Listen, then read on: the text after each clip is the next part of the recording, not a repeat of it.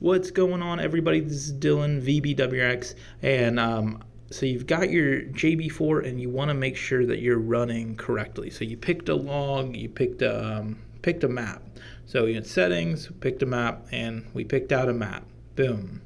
Picked map 2, we're running map 2 for 93 octane. So what we're going to do, we're going to go into third gear. If we're running the CVT, we're going to manual shift into third gear. And about 3,000, 2,900, 3,000 RPM, and we're going to go pedal to the metal, full throttle, all the way to red line. And then we're going to shift into fourth, and then we're going to press stop log. So we press start log at the beginning, stop log at the end. And then now we're going to pull up the log. So we're going to press log, and we're going to pull up. We're going to find our log that we just did, which will be at the top. So we'll go to the most recent log. Boom. So we got somebody else's log pulled up for an example. So we've got a lot of different metrics here, and I'm gonna tell you kind of what each thing does. So we've got on the left-hand side boost safety. So that's gonna be as high boost as you want your car to run safely. So if you don't want to go over 23, then you'll make your boost safety 23. PID gain, that's how far away from the curve you're going. And then you've got fuel open loop. That's how much fuel you're adding during open loop. And then over here you've got duty bias and fuel bias. Fuel bias will generally be 100 across the board for the initial maps, but you can adjust that, and we'll kind of go over that in later videos. But let's just say we're looking at this log, we want to make sure we're running right. So what we're going to do is we're going to click the top, and we're going to delete some of these threads. So I don't care about ECU PSI, and I don't care about what the target is, so I'm going to delete those. And I'm keeping RPM. I'm going to keep boost. And then I'm going to go over here, and I'm going to get rid of all this. And now I've got throttle, boost, RPM. And scroll on over here, and I'm going to get rid of all this. And for a safe AFR, we're looking for between 11.5 and 13, maybe 13.3.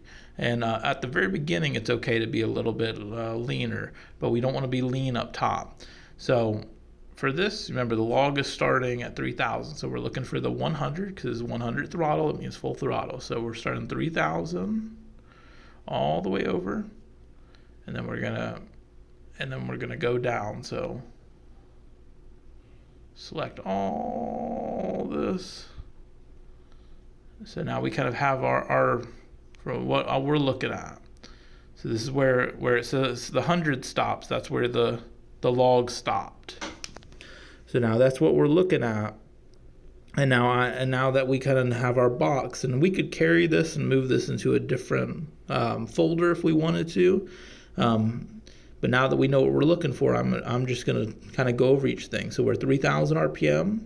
We're at 12.9 pounds of boost, 100 throttle, so full throttle, and the air-fuel ratio is 12.4. So that's a pretty great air-fuel ratio. We're at 13.5, 3,500 RPM. We're at 12.1, 4,000, 11.9, 45, 11.3. All the way up here, and then at the top we're at 5,600, and we're at 12.7. So that's perfect, and we're at 18 pounds of boost. So we're building steady boost.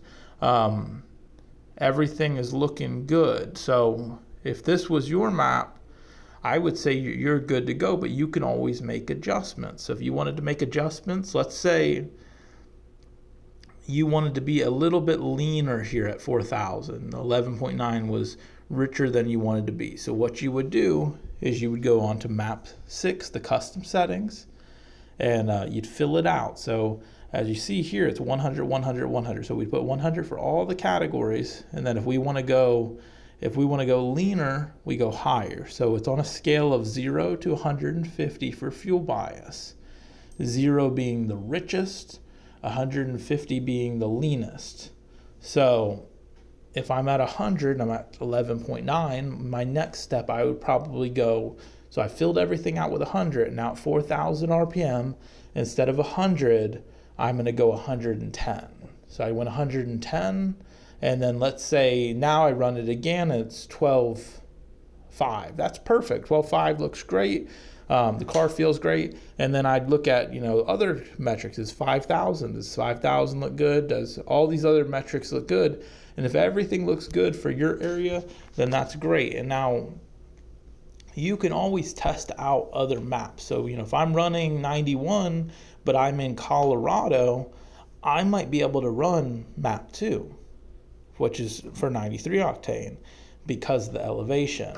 So it's best to kind of keep an eye on all of your maps, keep an eye on your car, and get a good understanding on how to read these things. Like I said, it's very simple. They made this very user-friendly. You can do it all on your cell phone. If you have any questions, let me know. I'm happy to help you out. And of course, we can always go more in depth on what does what. I just don't want to confuse anyone.